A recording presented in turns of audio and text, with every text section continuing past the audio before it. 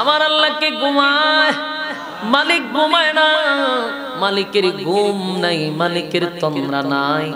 মালিক জানায়া দেয় আল্লাহু লা ইলাহা ইল্লাহু আল হাইয়ুল কাইয়্যুম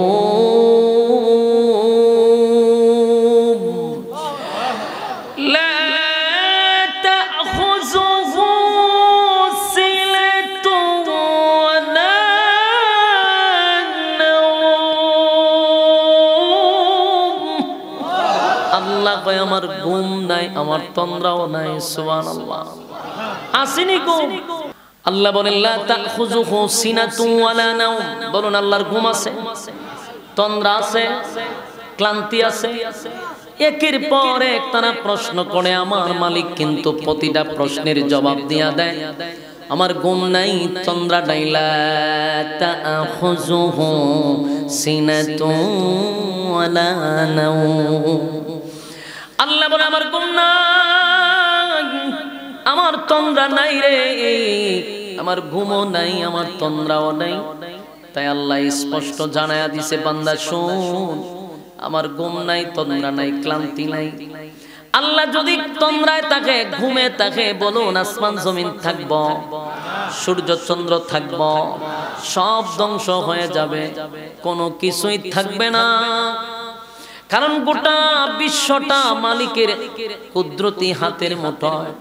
সেই মালিক যদি ঘুমায়, তাহলে আসমান ভেঙ্গে টুকরা টুকরা হয়ে পড়বে, জমিন থাকবে না।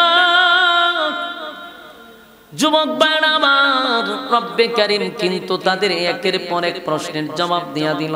বেঈমানরা প্রশ্ন পাইয়া কয়, ঘটনা বুঝলাম না পয়গম্বর, আমরা যতগুলা প্রশ্ন করলাম সবগুলি প্রশ্নের জবাব উনি একটার পর একটা দিয়া দিল। তাদের প্রথম প্রশ্ন, আল্লাহ কয়জন? স্পষ্ট ঘোষণা, আল্লাহ কয়জন? একক, কোন সাথী নাই, সঙ্গী নাই, ইলাহ নাই। যুবক ভাইরা, হিন্দুরাও আল্লাহকে আল্লাহ বলে বিশ্বাস করে, তারাও বলে উপর একজন আছে, উপর আল্লাহ একজন আছে।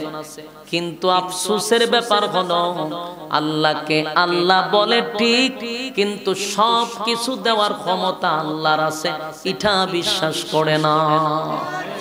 নেই কোনো মাবুদ আল্লাহ ছাড়া, নেই কোনো মাবুদ আল্লাহ ছাড়া, এক খোদার পর দুই খোদায়ার তিন খোদা, মোরা কিছু মানি না, বলো লা ইলাহা ইল্লাল্লাহ, লা ইলাহা। নেই কোনো মাবুদ আল্লাহ ছাড়া, লা ইলাহা ইল্লাল্লাহ, নেই কোনো মাবুদ আল্লাহ ছাড়া। একের পর এক বিতর্কিত প্রশ্নের জবাবে আমার মালিক সূরা ইখলাস নাজিল করে জানায়া দেয়, নবী আপনি বলুন কুল হুয়াল্লাহু আহাদ।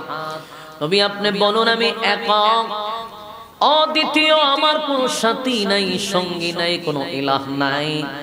তাহলে এক নাম্বার প্রশ্নের জবাব কিন্তু আমার আল্লাহ শুরুতেই দিয়া দিছে, কুল হুয়াল্লাহু আহাদ।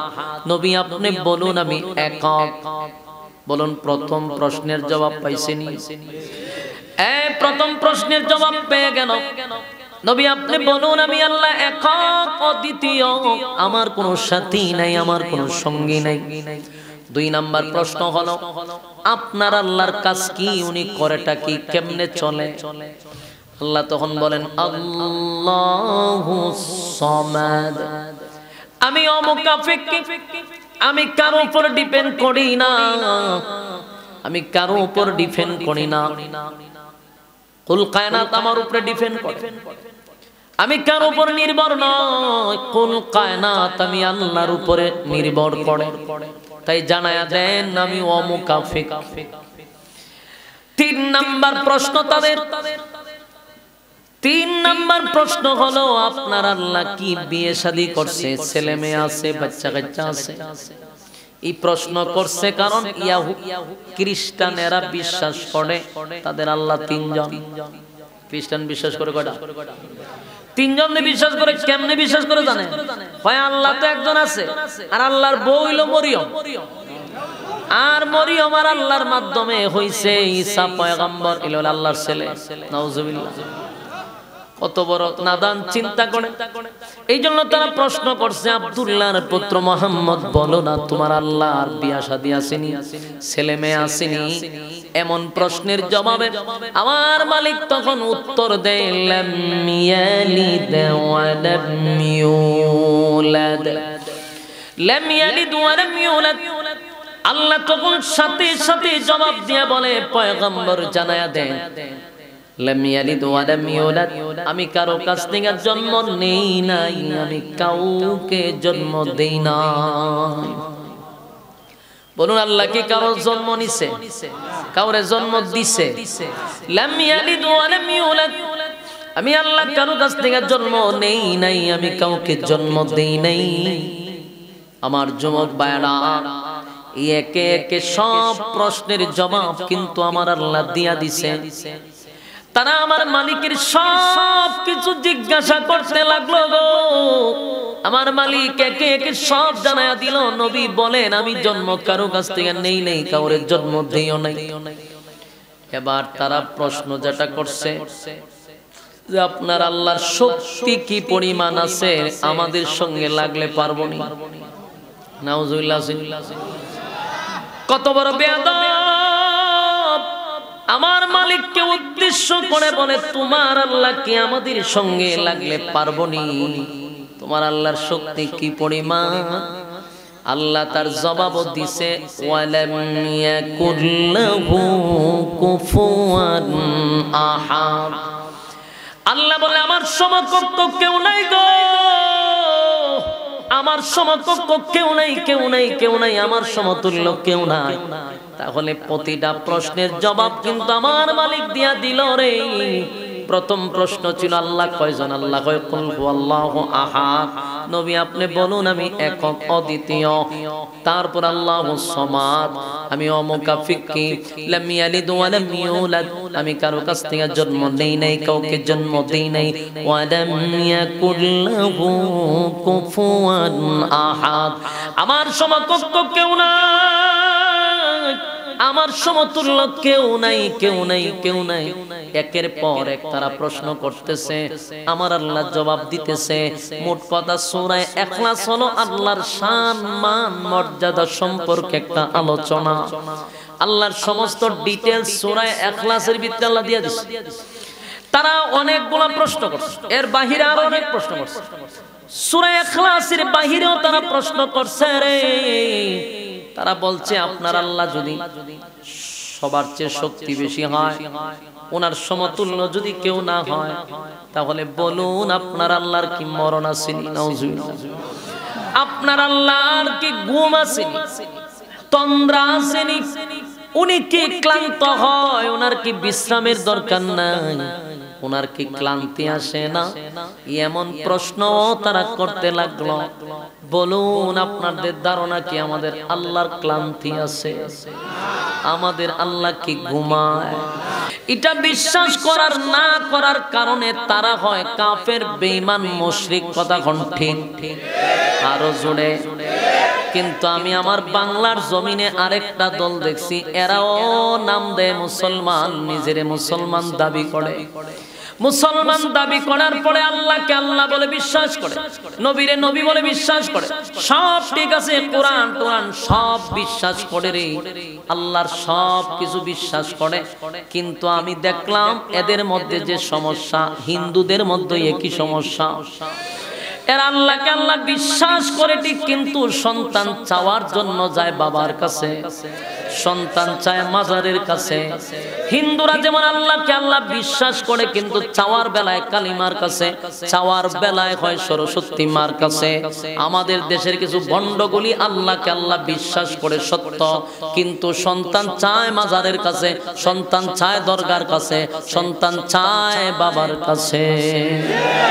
বলুন তাদের মধ্যে বেশ কম কোথায়? কোনো বেশ কম নাই। সাবধান সাবধান, আল্লাহ ছাড়া কারো কাছে মাথা নত করা যাবে না। কথা হয় না? আল্লাহ ছাড়া কোথাও মাথা নত করা যাবে না গো। আল্লাহ কয় সব বরদাস্ত করতে পারি রে, কিন্তু শিরিক আমি আল্লাহ বরদাস্ত করতে পারি না। কোন মানুষ যদি গুনাহ করতে করতে পার পরিমাণ গুনাহ করে গো, মানুষ যদি গুনাহ করতে করতে একটা পর্যায়ে বান্দা হঠাৎ করে থাইমা গেছে যে আল্লাহ এতদিন যা করছি, অন্যায় করছি, অপরাধ করছি, নিজের মাথায় নিজে কোরাল মারছি, আল্লাহ বুঝতে পারছি আমার নফসের উপরে আমি জুলুম করছি। ওই বান্দাটা যদি একটা সময় অনুতপ্ত হইয়া প্রচন্ড ঠান্ডা পানি দিয়া গভীর রজনীতে ওইটা যদি আল্লাহর কুদরতি পায়ে সেজদা দিয়া কান্না শুরু করে, तमाम জিন্দেগীর গুনার উপরে লজ্জিত হইয়া যদি কান্দে গো, আল্লাহ বলেন বান্দা যখন নজুলে রহমতের সময় কান্না শুরু করবে গুনার উপরে লজ্জিত হইয়া, আল্লাহ তখন জিজ্ঞাসা করে ফেরেশতারা রে এই বান্দা কেন কান্দে, কেন কান্দে? ফেরেশতারা বলেন মালিক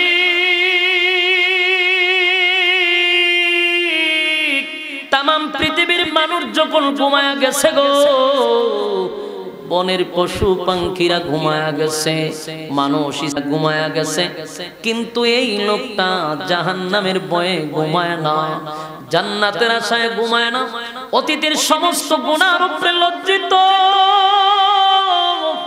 আল্লাহ গভীর রজনীতে আপনার কুদরতি পায়ে সেজদা দিয়ে এখন বান্দা কান্দে তার গুনাহ মাফের জন্য। আল্লাহ বলে বান্দা কি আমার কোনদিন জাহান্নামটা চোখ দিয়া দেখছে? না মালিক, জাহান্নাম দেখে না। বান্দা কি জান্নাত দেখছে রে? না মালিক, জান্নাত দেখে নাই, জান্নাত দেখে নাই। জান্নাতও দেখলো না, জাহান্নামও দেখলো না। আমার জাহান্নাম না দেখা বান্দা গুনার উপরে লজ্জিত হইয়া কান্দে। ওয়াদা দিলাম আমার বান্দার চোখের পানি শুকিয়ে যাওয়ার আগে আগে, ওয়াদা দিলাম জিন্দেগীর গুনাহ বান্দার মাফ করে দিলাম। একটা জবান বন্ধ রাখবেন না, বলুন আল্লাহু আকবার। আরো জোরে করে আল্লাহু আকবার। এই ঈমানের আওয়াজ দিয়ে বলুন আল্লাহু আকবার। আমার মালিকের কত মায়া, মালিকের কত মায়া, মালিকের কত মায়া, মালিকের কত মায়া আর মহব্বত। গুনাহ করতে করতে বান্দা একটা পর্যায়ে যখন মালিকের কাছে তওবা করলো আর বলল আল্লাহ ভবিষ্যতে গুনাহ হবে না, অন্যায় করছি, অপরাধ করছি, নফসের উপরে জুলুম করছি, আমি লজ্জিত, আল্লাহ আপনার কাছে মাপ চাই, মাফ করে দেন। মালিক কয় আমার দয়া মায়া বান্দারে মাফ করে দেয়। কিন্তু যুবক ভাইরা, কোন মানুষ যদি শিরিক করে গো, কোন মানুষ যদি বেদাত করে, শিরিক করে, আর কোনদিন জান্নাতের ঘ্রাণ পাবে না। শিরিক যারা করবে তারা জান্নাতের ঘ্রাণ পাবে না, এদের জন্য কোনো ক্ষমার ঘোষণা নাই। তাই আপনাদেরকে বলি, চাইতে যদি হয় তাহলে চাইব কার কাছে? আরো জুড়ে, আমার আল্লাহ ছাড়া কারো কাছে মাথা নত করব না, আল্লাহ ছাড়া কারো কাছে চাইব না, চাইব না। কারণ দেওয়ার মালিক আল্লাহ। আমার সব কিছু কার জন্য? আমার জীবন মরণ কার জন্য? আমার ইবাদত কার জন্য? নামাজ রোজা কার জন্য? ইন্না সালাতি ওয়া নুসুকি ওয়া মাহইয়ায়া ওয়া মামাতি লিল্লাহি রাব্বিল আলামিন, লিল্লাহি রাব্বিল আলামিন। ইন্না সালাতি ওয়া নুসুকি ওয়া মাহইয়ায়া ওয়া মামাতি লিল্লাহি রাব্বিল আলামিন, লিল্লাহি রাব্বিল আলামিন। আমার নামাজ, আমার রোজা, আমার হজ, আমার যাকাত লিল্লাহি রাব্বিল আলামিন। সবকিছু একমাত্র কার জন্য? আল্লাহর জন্য। তাই আমার সেজদা আল্লাহর জন্য, আমার মাতানো তো আল্লাহর জন্য, আমি চাইবো আল্লাহর কাছে, আল্লাহ ছাড়া কোনো মাজারওয়ালার কাছে চাইবো না, কোনো জড়াওয়ালার কাছে চাইবো না, ল্যাংটার কাছে চাইবো না, দরগার কাছে যাবো না, মাথা নত করবো না। এরপরও যদি করে বুঝবেন জান্নাতের ঘ্রাণ পাবে না। কথা কয় না, আছে না নাই? আল্লাহ ছাড়াও মাথা নত করে, আছে না নাই? কথা হয় না। শিরিক করো না, ভেদাত করো না, আল্লাহ ছাড়া কারো কাছে মাথা নত করো না। শিরিক করো না, বেদাত করো না, আল্লাহ ছাড়া কারো কাছে মাথা নত করো না। আল্লাহ ছাড়া কারো কাছে মাথা নত করো না। পীরের পূজা, ঘরের পূজা ইসলামেতে নাই, তবু মানুষ আল্লাহ ছাড়া মাথা যেন কথা হয় না। পীরের পূজা, ঘরের পূজা ইসলামেতে নাই, তবু মানুষ আল্লাহ ছাড়া মাথা যেন কোরআন পড়ো, হাদিস শিখো, তার ওদিকে যেও না। শিরিক করো না, ভেদাত করো না, আল্লাহ ছাড়া কারো কাছে মাথা নত করো না। আল্লাহ ছাড়া কারো কাছে মাথা নত করো না। এই তরিকা সেই তরিকা, অভাবে কিছু নাই, রাসূল ছাড়া আর তরিকা মুক্তির উপায় নাই। ঠিক ঠিক, এই তরিকা সেই তরিকা, অভাবে কিছু নাই, রাসূল ছাড়া আর তরিকা মুক্তির উপায় নাই। ঠিক না? ঠিক। কোরআন শিখো, হাদিস পড়ো, তার ওদিকে যেও না। শিরিক করো না, বেদাত করো না, আল্লাহ ছাড়া কারো কাছে মাথা নত করো না। আল্লাহ ছাড়া কারো কাছে মাথা নত করো না। ঠিক নেই? আমার যুবক ভাইরা, একমাত্র যদি সেজদা দিতে হয় মালিক ছাড়া কারো কাছে মাথা নত করব না, কারো কাছে মাথা নত করব না, কারো কাছে চাইব না। চাইব একমাত্র কার জন্য? আল্লাহর কাছে চাইব। কার কাছে? এই দিলের কান লাগায় শুনে, গুনার জন্য তওবা করলে মালিক কিন্তু মাফ করে দেয়, কিন্তু শিরিক করলে আর কোনোদিন মাফ পাবেন না। কথা হয় না? সাউন্ডটা ডাববে গেল কেন ভাই? সাউন্ড ডাবছি কেন? সাউন্ড বাড়ান, বক্সে মনিটরে বাড়ান। আল্লাহ রাব্বুল আলামিন বলেন, সাবধান, শিরিকটা আমি বরদাস্ত করতে পারি না, শিরিক আমি বরদাস্ত করতে পারি না। বান্দারে, শিরিক গুনাহটা আমি মালিক পছন্দ করি না, তাই আমি আপনাদের হাতে পায়ে ধরে বলি, গুনাহ করলে আল্লাহ মাফ করে দিবে, কিন্তু সাবধান, শিরিক নামক গুনাহ করবেন না। আল্লাহ ছাড়া কারো কাছে চাইবেন না, আল্লাহ ছাড়া কারো কাছে মাথাটা নত করবেন না। কথা হয় না? দি বেঈমান বলি, তারা আল্লাহকে আল্লাহ বলে বিশ্বাস করত, কিন্তু তারা মনে করত মূর্তি তাদেরকে কিছু দিতে পারবে। তারা মনে করত তারা বুঝি কালিমার কাছে চাইলে কিছু দিতে পারবে। এই জন্য আমাদের আল্লাহ বলা আর হিন্দুদের আল্লাহ বলার মধ্যে বেশ কম আছে না নাই? কথা হয় না? আমার যুবক ভাইরা, তাই আল্লাহ রাব্বুল আলামিন সূরা ইখলাস নাযিল করে জানায় দেয়, কুল হুয়াল্লাহু আহাদ, নবী বলুন আমি একক অদ্বিতীয়, আল্লাহুস সামাদ, আমি অমুখাপেক্ষী, লাম ইয়ালিদ ওয়া লাম ইউলাদ, আমি আল্লাহর কোন কারো কাছ থেকে জন্ম নেই নাই, কাউকে জন্ম দেই নাই, ওয়া লাম ইয়াকুল লাহু কুফুয়ান আহাদ, আমার সমতুল্য সমকক্ষ কেউ নাই। বলুন, আমরা সূরাটারে কয় ভাগে ভাগ করছিলাম? 3 ভাগের 2 ভাগ কিন্তু চলে গেছে। সরল তরজমাটাও আপনাকে শোনায়া দিলাম, নাজিল হওয়ার কারণটাও শোনাইলাম। এবার আসুন সংক্ষিপ্ত ফজিলত, এই সূরার ফজিলত বর্ণনা করব। শুনতে রাজি আছেন? আমি আপনাদের সামনে শুধু বলবো সূরাটার ফজিলত কি পরিমাণ, একটু দিলের কান লাগায় শুনেন। এই সূরাটাকে বলা হয় কোরআনের 3 ভাগের 1 ভাগ। কেউ যদি একবার পড়ে 10 পারার সওয়াব, 2 বার পড়লে 20 পারা, 3 বার পড়লে 30 পারা, এক খতমের সওয়াব আল্লাহ আমলনামায় দিবে। এই প্যান্ডেলের ভিতরে বহু মানুষ আছে গো, এই প্যান্ডেলের ভিতরে বহু মানুষ আছে যারা কোনোদিন সূরা ফাতিহা থেকে নিয়া সূরা নাস পর্যন্ত দেখে দেখে এক খতম দিছে, এমন লোক অনেক কম পাওয়া যাবে। বহু মানুষ আছে যাদের আমল নামায় কোনো খতম নাই, এক খতম কোরআন অনেকেই পড়তে পারে নাই, পড়ছে না। আবার কিছু মানুষ আছে কোরআন খতম করছে, কিন্তু কি যে খতম করছে আলেম ছাড়া সাধারণ পাবলিক বুঝতে পারতো না কি যে পড়ছে। এটা আল্লাহই নাজিল করছে না, এর কাছে শয়তানে নাজিল করছে, এরাই জানে। ফরার ভঙ্গিমা উঠলে শয়তান উঠে দৌড় মারবে। এগুলো ফরন থেকে না ফরন আরো বালা, না ফরন বালা করে এখন আপনি তো অর্থ বিগড়ে নিতেছে। আপনি আগে শুদ্ধ করেন, আপনারা কে বলছে কোরআন শরীফ খতম দিতে? আপনার ফরজ হইল কোরআন সহি শুদ্ধভাবে শিখা, আপনার কোরআন খতম দেওয়া ফরজ না। কিন্তু আমাদের মা বোনেরা কিছু মুরব্বীরা মসজিদে বসে দেখবেন ফরতাছে, মাবুদ আল্লাহ কি যে ফরে, কি যে ফরে। ফরার স্টাইলটা শুনবে, এরা শুরুটাই ভাবে আউযু বিল্লাহি মিনাশ শাইতানি, মানে এইভাবে কাঁপায়া কাঁপাইতে কই পাইছে, পাইছেন কো? এটা কি আল্লাহর কোরআন? অর্থ কই গেছে, বিকৃত কইয়া অর্থ মর্ত 12টা বাজে দিছে। সহি তো না, ওই শুদ্ধ তো দূরের কথা, পুরো অর্থটারে চেঞ্জ করে দিছে। আল্লাহ রাস্তে আপনার ফরজ দরকার না, আপনারা আগে সহি করেন, এটা ফরজ।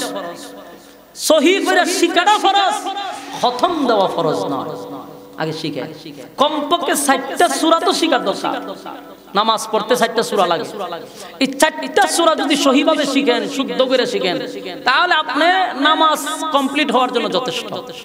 কিন্তু আমাদের পড়া হলে তো শয়তান ডিজে গানের আয়োজন করে, এমন তালের পড়া নাই, অক্ষরের উচ্চারণ মাখরাজ তো বুঝতেই না, প্রতিটা শব্দে শব্দে শব্দে ভুল। অথচ নামাজ ভঙ্গের কারণ হলো 19টা। বলুন নামাজ ভাঙ্গে কয়টা কারণ? 1 নাম্বার কারণ কি জানেন? নামাজে অশুদ্ধ পড়া। বলুন 1 নাম্বার কারণটা কি? নামাজে অশুদ্ধ পড়াতে শেষ, আমার প্রথমেই শেষ নামাজ। আপনি যদি 4টা সূরা শুদ্ধ করে শিখতেন, তাহলে আপনার প্রথমেই নামাজ ভাঙে না, নামাজ প্রথমে ভেঙে গেছে। এজন্য শুনি সূরা সহি শুদ্ধভাবে যদি কেউ পড়ে, সহি শুদ্ধভাবে যদি একবার পড়ে, 10 পারার সওয়াব কিন্তু ঢুকে যাবে। 3 বার পড়লে 1 খতম সওয়াব। কিয়ামতের কঠিন ময়দানে মানুষের আমলনামা যখন তোলা হবে, তখন দেখা যাবে অনেকের আমলনামায় কোরআনের একটা খতমও পাওয়া যায় না রে, একটা খতমও নাই। হায় আফসোস! আল্লাহর নবী বলবেন উম্মতেরা শুন, এই কোরআন তো আমার উপরে নাজিল করছে রে। কত ভাগ্য তোদের ছিল, তোদের নবীর উপরে কোরআন নাজিল হইছে, কিন্তু তোদের আমলনামায় একটা খতমের কোরআনের সওয়াব নাই। হায় রে দুর্ভাগ্য, হতভাগা, কপাল পোড়া। হাসরের মাঠে একটা খতম লইয়া উঠতে পারলেন না, এর থেকে বড় কপাল পোড়া বলুন আর কে হতে পারে? এই জন্য সূরা ইখলাস আমাদের জন্য একটা নিয়ামত। সূরা ইখলাস আমাদের জন্য একটা নিয়ামত। নিয়ামত কেন বললাম? এই সূরা যদি একবার পড়ে 10 পারা, 2 বার পড়লে 20 পারা, 3 বার পড়লে 1 খতম, সুবহানাল্লাহ। তাহলে আমার সঙ্গে পড়ুন, কুল হুয়াল্লাহু আহাদ আল্লাহুস সামাদ লাম ইয়ালিদ ওয়া লাম ইউলাদ ওয়া লাম ইয়াকুল লাহু কুফুয়ান আহাদ। এই মুহূর্তে যারা পড়ছেন প্রত্যেকের আমলনামায় কিন্তু 10 পারা জমা হয়ে গেছে, 10 পারা জমা হয়ে গেছে। আরেকবার পড়ুন, কুল হুয়াল্লাহু আহাদ আল্লাহুস সামাদ লাম ইয়ালিদ ওয়া লাম ইউলাদ ওয়া লাম ইয়াকুল লাহু কুফুয়ান আহাদ। 20 পারার সওয়াব ঢুকছে। বলুন, কুল হুয়াল্লাহু আহাদ আল্লাহুস সামাদ লাম ইয়ালিদ ওয়া লাম ইউলাদ ওয়া লাম ইয়াকুল লাহু কুফুয়ান আহাদ। আমার যুবক ভাইরা, এই মুহূর্তে আমার সঙ্গে যারা পড়ছেন গো, আল্লাহর কসম, আল্লাহর কসম, আল্লাহর কসম, এই মুহূর্তে প্রত্যেকটা শ্রোতাদের আমলনামায় একটা কইরা খতম ঢুকছে। সুবহানাল্লাহ। একটা জবান বন্ধ রাখবেন না, বলেন আল্লাহু আকবার। আর জোরে বলেন আল্লাহু আকবার। এই ইমানের আওয়াজ দিয়ে বলেন আল্লাহু আকবার। এত বরকতপূর্ণ একটা মাহফিল, এত বরকতপূর্ণ একটা মাহফিল। একবার চিন্তা করেন বাংলাদেশে কত মাহফিল হয় রে, শ্রোতারা কি প্রত্যেকটা শ্রোতা কি একটা করে কোরআনের খতম নিয়ে বাড়ি যাইতে পারে? কিন্তু আজকের এই পুরা মাহফিলে যারা আসছে, যারা বসছে, সবার আমলনামায় এক খতম কইরা সওয়াব। জোরে কোন সুবহান। তাহলে এই মাহফিলটা যারা করাইলো ইয়াং স্টার ক্লাব, এরাও দন্য, এলাকাবাসীও দন্য, মুর্দাগানও দন্য। সুবহানাল্লাহ। কারণ এতগুলি কোরআনের খতম, এতগুলি কোরআনের খতম করাইতে গেলেও আপনাকে কয়েক লাখ টাকা খরচ করতে হবে, মানুষ এক জায়গায় জমা করতে হবে, খাওয়াইতে হবে, এরপরে তাদেরকে খতমে বসাইতে হবে, ঠিক নেই? আর এখানে রেডিমেড এক খতম প্রত্যেক আমলনামা। আল্লাহ রাব্বুল আলামিন এই খতমের সওয়াবগুলি সোনার মদিনায় পৌঁছায়া দাও, আমিন। আমাদের আত্মীয় স্বজনের কবরে পৌঁছায়া দাও, আমিন। আমার যুবক ভাইরা, প্রতিদিন যদি কেউ একবার প্রতিদিন যদি 3 বার কেউ পড়ে, প্রতিদিন 3 বার, তাহলে এক খতমের সওয়াব। আপনি যদি আর না পড়েন, অন্তত প্রতিদিন এক খতম হলে 365 দিনে 365টা খতম। মরার আগ পর্যন্ত পড়তে থাকলে কত খতম। কিয়ামতের মাঠে যখন আপনি উঠবেন, আপনার আমলনামায় শুধু কোরআনের খতম দেখা যাবে। সুবহান। আমার যুবক ভাইরা, পড়তে কিন্তু 1 মিনিট সময় লাগে না গো, কিন্তু 1 মিনিটে একটা খতম আমাদের আমলনামায় উঠে যায়। এত মজা, এত গুরুত্বপূর্ণ কথা আর কোথায় পাবেন? আমরা যদি প্রতিদিন 3 বার পড়ি, একটা খতমের মালিক হয়ে গেলাম। এইভাবে প্রতিদিন পড়লে 1 বছরে 365টা খতম। সুবহানাল্লাহ। এখানেই শুধু শেষ নয়, সূরা ইখলাসের এত ফজিলত, এত ফজিলত, এত ফজিলত। সূরা ইখলাস যদি কেউ 10 বার পড়ে, 10 বার, আল্লাহর নবী বলেন জান্নাতে তার জন্য বালাখানা তৈরি করা হয়। আমার যুবক ভাইরা, এই সূরা ইখলাসের এত পাওয়ার, কেউ যদি পড়তে থাকে, প্রতিদিন পড়ে, খালি উঠতে বসতে পড়তে থাকে, আল্লাহর নবী বলেন তার ইজ্জত, তার সম্মান আল্লাহ বাড়ায়া দেয়। তার সমাজে সম্মান বেড়ে যাবে, মহল্লায় সম্মান বেড়ে যাবে, আল্লাহর কাছে মর্যাদা বান্দার বেড়ে যাবে। আমার যুবক ভাইরা, প্রতিদিন যদি অবসর সময় গল্প না বলে, কথা না বলে, আমরা যদি সূরা ইখলাসের আমল করতে থাকি, ইজ্জত সম্মান আল্লাহ বাড়ায়া দিবে। আমার যুবক ভাইরা, এর একটা জ্বলন্ত প্রমাণ হলো হাবিবে কিবরিয়া নবী মুহাম্মদুর রাসূলুল্লাহ সাল্লাল্লাহু আলাইহি ওয়াসাল্লাম যুদ্ধের ময়দানে গেছে, নিজেই সেনাপতির দায়িত্ব পালন করলেন পয়গম্বর। আল্লাহর নবী গেলেন যুদ্ধের ময়দানে যাওয়ার পরে হঠাৎ করে জিবরাইল আলাইহিস সালাতু ওয়াস সালাম পয়গম্বরের সামনে দাঁড়ায়া গেছে। দাঁড়ায়া বলে, হুজুর, আপনার একজন সাহাবী মারা গেছে গো নবী, আপনি নবীকেই জানাজা পড়াইতে হবে। আল্লাহর নবী বলেন, জিবরাইল, আমি তো যুদ্ধের ময়দানে, কে মারা গেল রে, কে মারা গেল, কোথায় মারা গেল? বলে, হুজুর, আপনার সাহাবী মুআবিয়া ইবনে মুআবিয়া দুনিয়া থেকে বিদায় হয়ে গেছে গো পয়গম্বর। আল্লাহর অর্ডার হলো আপনি জানাজা পড়াবেন। পয়গম্বর বলেন, আমি কই, আমার সাহাবী মুআবিয়া ইবনে মুআবিয়া কোথায়? দুজনের মধ্যে দূরত্ব হলো 100 কিলোমিটার দূরত্ব। আমি কেমনে রে এত দূর গিয়ে এখন জানাজা পড়াবো? আমি কই, মুআবিয়া কই? যাইতেও তো 2 দিন লাগবে। আমার যুবক ভাইরা, জিবরাইল বলেন, নবী গো, আল্লাহর পক্ষ থেকে বলা হয়েছে আপনি জানাজা পড়াবেন, তবে আপনি জানাজার প্রস্তুতি নিতে থাকেন, বাকি ব্যবস্থা স্বয়ং আল্লাহ করবে। সুবহানাল্লাহ। বাড়ি দিয়া আল্লাহ বলেন, আপনি জানাজার প্রস্তুতি নেন। পয়গম্বর, আপনি জানাজার প্রস্তুতি নেন, জানাজার প্রস্তুতি নেন। পয়গম্বর জানাজার প্রস্তুতি নিলেন। যুদ্ধের ময়দানে মুআবিয়া ইবনে মুআবিয়া মদিনায়, নবী হলো যুদ্ধের ময়দানে 100 কিলোমিটার দূরত্বে মুআবিয়া ইবনে মুআবিয়ার জানাজার জন্য নবী দাঁড়াবে, কিন্তু মুআবিয়া তো সামনে নাই। নবী আবার দাঁড়াইতে যাবে, হঠাৎ করে পয়গম্বর দেখে নবীর সামনে মুআবিয়া ইবনে মুআবিয়ার লাশ দেখা যায়। একটা জবান বন্ধ রাখবেন, আল্লাহু আকবার। এই পয়গম্বরের মুজিজা, আল্লাহর পয়গম্বর যুদ্ধের ময়দানে বালুর মধ্যে মরুভূমির মধ্যে দাঁড়াইছে জানাজার নামাজ পড়ানোর জন্য। আল্লাহ নবীর নবীওয়ালা চক্ষু দিয়া মুআবিয়ার লাশটা নবীর সামনে ধরে রাখছে। এবার নবীজি জানাজা পড়ানোর জন্য প্রস্তুতি নিল, জানাজা পড়াবে, জানাজা পড়াইতে শুরু করলো। জানাজা শেষ হওয়ার পরেই নবী তাকায়া দেখে চতুর্দিকটা অন্ধকার হয়ে গেছে। আল্লাহর নবী দেখলো একটু আগেই প্রচন্ড রুদ্র, এখন কেন রে অন্ধকার হয়ে গেল? আকাশটা যেন মেঘাচ্ছন্ন হয়ে গেছে। পয়গম্বর বলে, জিবরাইল, জানাজার আগেও দেখলাম প্রচন্ড রুদ্র, হঠাৎ করে জমিনটা কেন মেঘাচ্ছন্ন হয়ে গেল? জিবরাইল কয়, আল্লাহর পয়গম্বর, আকাশ মেঘাচ্ছন্ন হয় নাই গো নবী, আকাশটা মেঘাচ্ছন্ন হয় নাই।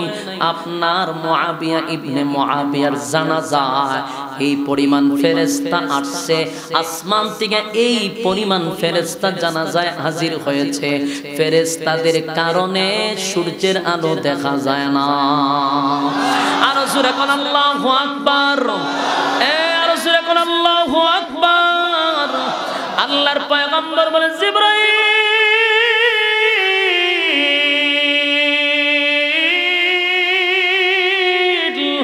আমার মুআবিয়া ইবনে মুআবিয়া কেমন আমল করতো রে? এত সম্মান আর এত মর্যাদা, এত সম্মান আর এত মর্যাদা। চতুর্দিক দিয়া শুধু ফেরেশতার ফেরেশতা। আমার মুআবিয়ারে কি ফেরেশতারা চিনে? ফেরেশতা বলে, জিবরাইল বলে, হুজুর, শুধু আমি কেন, আসমানের সমস্ত ফেরেশতারা মুআবিয়ারে চিনে এবং জানাজায় আসছে। আল্লাহর নবী যুদ্ধের ময়দানে চলে গেলেন, যুদ্ধ শেষ, বাড়িতে গেলেন। বাড়িতে গিয়া সর্বপ্রথম মুআবিয়ার ঘরে গেলেন। মুআবিয়ার যত আত্মীয় স্বজন আছে সবাইকে নবী নিজেই জিজ্ঞাসা করলেন, এই মুআবিয়ার কি এমন আমল ছিল রে? আমি একটু জানতে চাই মুআবিয়ার আমলটা কি ছিল। কেউ কয়, হুজুর, আমল তো আর কোনো গোপন আমল দেখি নাই। এরপর নবী বলেন, ভালো করে বল, আমার মুআবিয়া কি এমন আমল করত? একজন দাঁড়ায় বলে, হুজুর, মুআবিয়ার একটা আমল ছিল, উঠতে বসতে খাইতে যেখানে যাইতো অবসর সময় পাইলেই সূরা ইখলাস, কুল হুয়াল্লাহ সূরা পড়তে থাকতো। চিৎকার দিয়া কবি সুবহান। এই সূরা ইখলাস পড়তো সব সময় পড়তো, যার কারণে আমার মালিক মুআবিয়া ইবনে মুআবিয়ার সম্মান আর মর্যাদা বাড়ায়া দিছে। এই সুনামগঞ্জের বায়না, বলুন তো দেখি, সেই মালিক আছে না নাই? এখনো সেই সূরা আছে না নাই? আল্লাহ আছে, সূরা আছে। যদি আপনি পড়তে থাকেন, মালিক আপনার সম্মান মর্যাদা বাড়ায়া দিবে। আমি আপনাদের কাছে হাত জোর করে বলি, কারা কারা কমপক্ষে 3 বার পড়বেন? হাত তুলে দেখায়া দেই। লিল্লাহি তাকবীর।